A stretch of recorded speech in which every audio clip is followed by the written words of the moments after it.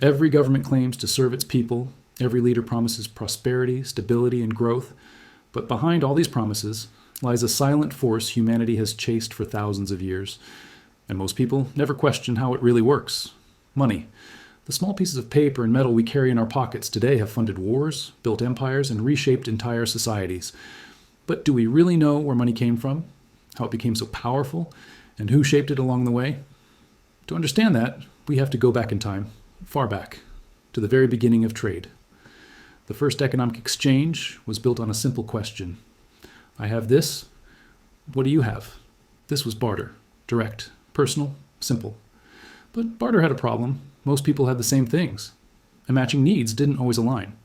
When barter began to fail, humanity faced a new question. How do you measure value? Clay tablets, marked bones, stone tallies. For the first time, value was recorded. And the moment value could be recorded, economics was born.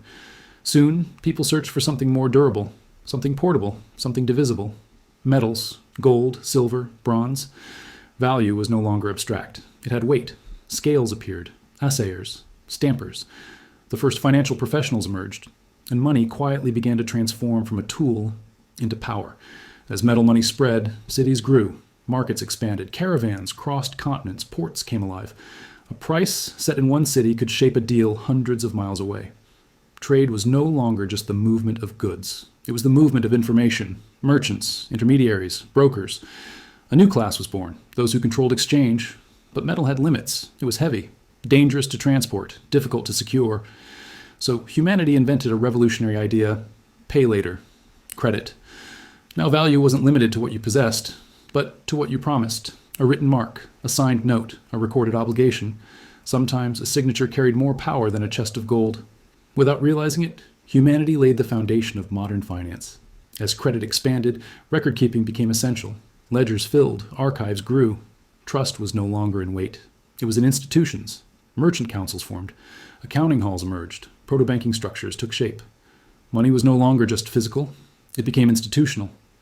By the 17th century, cities had turned into economic nerve centers. Ports became the beating heart of trade. Warehouses, weighing rooms, archive halls, invisible engines of a growing global economy. Money no longer just changed hands. It flowed. Prices, credit, trade routes. Entire cities rose and fell with that flow. Inside, every major financial center existed a group few noticed, but everything depended on them. Record keepers, waymasters, clerks, contract writers, invisible architects of the economy. Because even then, real power belonged to those who kept the records. Those records would eventually evolve into something far greater, an institution powerful enough to influence the entire world economy with a single decision. Trade accelerated, credit expanded, cities strengthened, but the system was reaching its limits. Humanity needed something new, a more reliable credit structure, a stable measure of value, a powerful center to finance states, an institution capable of saving the system in moments of crisis. That need would lead to the birth of the world's first modern central bank. And without realizing it, humanity was about to transfer power on an unprecedented scale. What began with barter became metal money, then credit, then institutions, then global trade centers, all pointing toward a single moment in history, 1694. The year modern central banking was born. The moment invisible power structures took shape. The system that would go on to shape the fate of humanity itself. And that story is next.